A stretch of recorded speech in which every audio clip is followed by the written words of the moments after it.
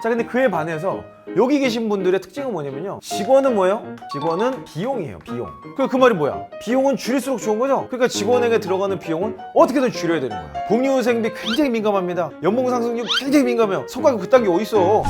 네, 반갑습니다. 일잘러 강사계 일타 강사 회사영입니다. 오늘은 드디어 이 직급별 시리즈의 최종본 대표이사까지 왔습니다. 이게 참 쉽지 않은 여정이었는데요. 많은 분들이 직급별로 대체 저 사람 뭐 하는 사람이냐, 이런 생각들을 많이 할 수 있었던 것 같아요. 사실 서로를 이해하고 알아가는 것 자체가 직장 생활의 팀워크라면 팀워크이고 성장이라면 성장인 것 같습니다. 사실 대표이사라는 거는 스펙트럼이 임원보다도 훨씬 많고 경험, 구조, 산업, 업태마다 다 다르기 때문에 규정한다는 게 참 쉽지 않습니다. 하지만 그럼에도 불구하고 규정할 수 있는 부분에 대해서 규정해보고 또 여러분 입장에서 꼭 아시면 좋을 만한 내용들 몇 가지를 정리를 해볼게요. 자, 일단 대표가 뭐 하는 사람인지부터 좀 알아봅시다.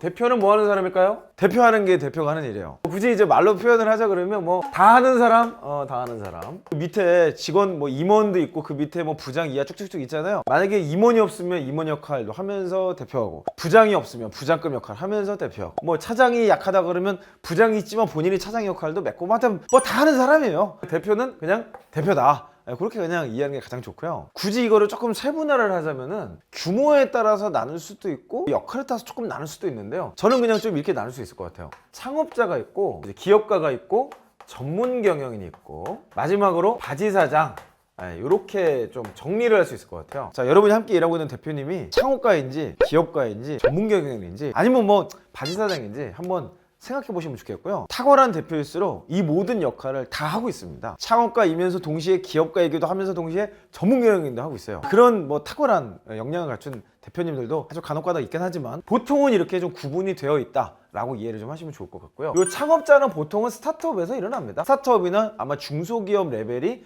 이 창업자에 굉장히 해당이 될 거고요. 이 전문 경영인은 보통 중견기업 이상 그리고 대기업 정도에 많이 포진이 되어 있습니다. 보통 MBA를 나왔거나 그 기업에서 경영인 트랙을 잘 밟아서 성장한 그런 경우라고 할 수 있죠. 자, 기업가라는 개념이 좀 독특한데요. 기업가는 말 그대로 업을 일으키는 사람이에요. 기업가는 요 창업가 쪽에도 있고 대기업 쪽에도 있고 다 있습니다. 그래서 사실은 요즘에 가장 화두가 되는 키워드가 기업가 정신이죠. 그래서 기업가 정신이 있으면 창업도 할 수 있고 대기업이나 중견기업도 다시 일으킬 수 있고 하다 여러 가지가 다 되는 사람이 기업가예요. 그래서 우리가 커리어의 최종 골 그리고 내가 생각하는 이상적인 목표 이런 걸 굳이 따지자면 저는 기업가라는 구체적 표상을 가지고 한 걸음씩 걸어가면 어떨까 생각이 듭니다. 오늘은 어쨌든 대표들을 규정하는 몇 가지 요소들에 대해서 제가 한번 설명을 드려보도록 할게요. 그래서 기업가는 당연히 양쪽에 다 해당되는 케이스고, 요 창업자는 아무래도 좀 작은 규모, 그리고 전문 경영은 아무래도 규모가 좀 있는 곳인데, 참 아이러니하기도 하고 재밌기도 한 게 뭐냐면요, 요즘에 대기업들이 전부 다 원하는 대표이사의 모습이 사실 창업자입니다. 그래서 창업가 정신이라는 책이 있어요. 파운더스 멘탈리티라는 책이 있는데,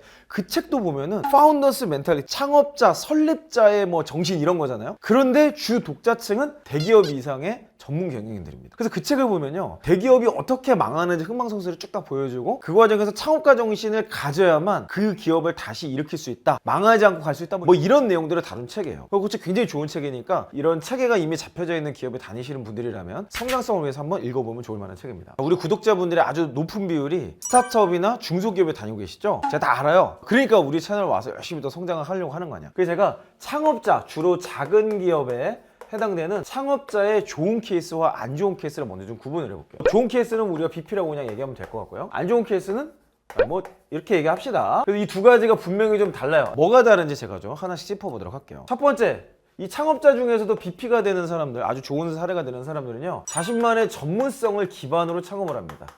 이 전문성을 규정을 할 수 있을 때도 있고 없을 때도 있지만, 보통은 전문성이라고 말할 수 있는 무언가가 있어요. 그게 기술일 수도 있고 어떤 지식 분야일 수도 있고 하여튼 뭐가 있어. 그 전문성을 기반으로 기술이나 트렌드나 네트워킹 같은 거를 잘 이렇게 섞어가지고 그걸 가지고 일자리를 만들어낸 경우인 거예요. 자, 그에 반해서 여기 다니시는 분들은 전문성도 당연히 없지만은 더 없는 게 뭐냐? 수익 모델이 없습니다. 또는 수익 모델 자체가 바뀌었어. 예전에는 수익이 됐는데 지금 시대가 바뀌고 기술이 바뀌고 이러면서 이제는 더 이상 안 먹히는 거야. 근데도 불구하고 이거를 그냥 끌고 가는 거죠. 그걸 뭐라 그래요? 꼰대라고 합니다. 그래서 보통 이 조소의 대표분들은 대부분 꼴력을 만렙으로 갖고 계시죠. 그래서 수익 모델이 없기 때문에 그렇게 되는 거예요. 수익 모델이 있고 돈을 벌기 시작하잖아요. 그러면 마음의 여유가 있어. 그리고 직원들한테도 좀 후해지고 좀 더 베풀게 되고 이런 게 있는데, 이게 자기가 쪼들리니까 이게 어려워요. 그래서 일단 성장하는 회사에 무조건 다니셔야 되고, 성장하는 회사의 아주 중요한 전문성 자체가 대표가 어떤 전문성을 가지고 있는 겁니다. 그래서 이분들의 특징은요, 전문성을 기반으로 성장을 하기 때문에 사실 수익 모델도 분명하거니와 계속해서 성장하는 모습들이 있어요. 근데 그 성장에 아주 그 전략적인 초점을 뭘로 잡느냐, 기술과 트렌드에 올라타려고 합니다. 그래서 여기에 굉장히 민감해요. 뭐 돈 안 돼도 새로운 기술, 새로운 트렌드다 그러면 일단 막 해봐. 그리고 그것 때문에 좀 어려움을 처하는 경우도 종종 있지만은 어찌됐건 그거 자체는 새로운 학습이고 새로운 도전이죠. 기술과 트렌드에 올라타려다 보면은 항상 준비해야 되는 게 뭐냐면 역량이라는 게 준비해야 돼요. 근데 역량이라는 게 뭐야? 결국에는 사람이거든요. 이런 기술, 이런 지식, 이런 것들을 알고 있는 사람이 있어야 돼. 그래서 이분들은요, 일반적으로 모두 그렇진 않습니다. TO라는 개념이 없어요.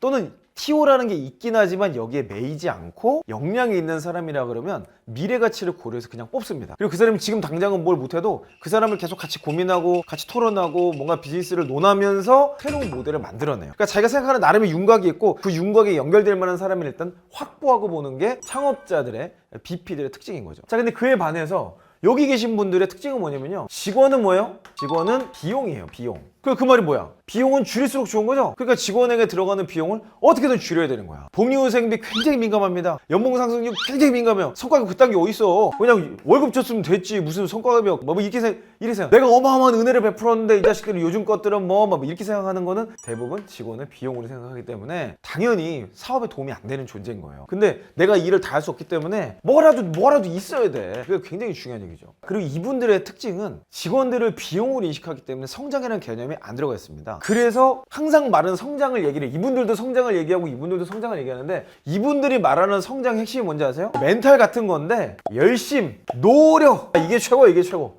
이거 두 개를 어마어마하게 강조합니다. 물론 이거는 여기서도 강조하긴 해요. 근데 좀 방향성이 없어. 그리고 보통은 이거를 뭘로 환산하냐? 근무 시간으로 환산합니다. 물론 근무 시간이라는 걸 무시할 수는 없지만은 이게 모든 거를 대변해 주진 않거든요. 시간을 많이 썼다고 해서 열심히 있는 게 아니에요. 성과를 내야 열심히 있는 거지. 아니 성과도 없는데 열심히 노력만 하면 어떡해. 그 월화발만 깨지고 결국에는 비용만 증가하게 되는 거죠. 그래서 보통 많은 시간을 들여서 일하는 사람을 인정하고 좋아하고 선호하는 경향이 있습니다. 자, 일하는 방식에 대해서 좀 얘기해 볼까요? 여기는요, 자주 변해. 근데 변하지만 변하는 걸 피하진 않아요. 하지만 중요한 게 있어. 우선순위라는 게 있어요. 우선순위에 집중을 하는데 이 우선순위가 잘못됐을지 모르기 때문에 변화까지 가는 거예요. 변화하는 과정에서 우선순위를 검증하고 변화하는 과정에서 우선순위를 더 집중하기 위한 변화인 거야. 근데 여기는 뭐예요? 그냥 변하기만 해. 변하기만. 여기는 그냥 계속 변합니다. 항망성, 목적성 뭐 이런 게 없어요. 변하는 것 자체가 가치야. 일하는 거 열심과 노력 자체가 가치라 그랬죠? 여기도 변하는 것 자체가 가치야. 계속 변하니까 수익 모델이 없어. 수익 모델을 잡으려면 뭔가 하나의 전략을 딱 가지고 목표를 완성해 나가면서 하나하나 이렇게 단계를 밟아가야 되는데 그 내용이 없다 보니까 그냥 계속 빙글빙글 도는 거예요. 제자리를 계속 돌아.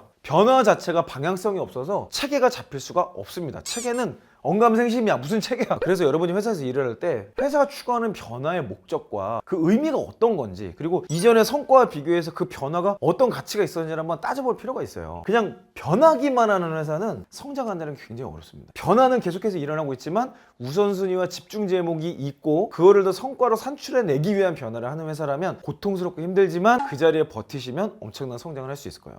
자, 그리고 마지막으로 이분들은요, 어떤 성과가 나잖아요. 그리고 뭐 총보상이라고 말할 수 있는 급여, 성과급, 복리후생 이런 거에서 초점이 조금 달라요. 이분들은 보통은 성과 공유에 시간을 많이 씁니다. 성과 공유가 뭐예요? 성과를 낸 것에 대해서 성과급이라든지 뭐 스톡옵션이라든지 아니면 승진이나 발탁 같은 이런 여러 가지 내용들을 고민을 한다는 뜻이에요. 그게 성과를 공유한다는 거죠. 그래서 보통은 현금으로 어떻게든 이렇게 쏴줍니다. 금액이 크건 작건 간에 그 회사의 성과 난 만큼 일부를 나름의 기준을 가지고 잘 펀드를 조성해서 그 내용들을 직원들에게 나눠주려고 노력을 해요. 근데 여기 있는 분들의 특징이 뭔지 아세요? 여기 있는 분들의 특징은 뭐 정말 이제 이런 회사는 안 그렇겠지만은, 자, 그런 데는 복리후생에 에너지를 많이 씁니다. 사실 급여 자체는 외적으로 별로 드러나지가 않는데 복리후생 자체는 외적으로 많이 드러나거든요. 그러다 보니까 아무래도 여기에 좀 신경을 쓰게 돼요. 물론 이거 자체가 없는 회사도 굉장히 많이 있습니다. 그거는 뭐 거의 여기에 만렙이라고 볼 수 있겠죠. 오늘은 창업자 편에 대해서 좀 알아봤어요. 제가 막 설명하다 보니까 내용이 너무 길어져가지고 기업가와 전문 경영에 대해서는 다음 시간에 한 편 더 다뤄보도록 하겠습니다. 저는 다음 시간에 더 의미 있는 내용으로 여러분을 찾아뵙도록 하겠습니다. 여러분 화이팅 하시고요.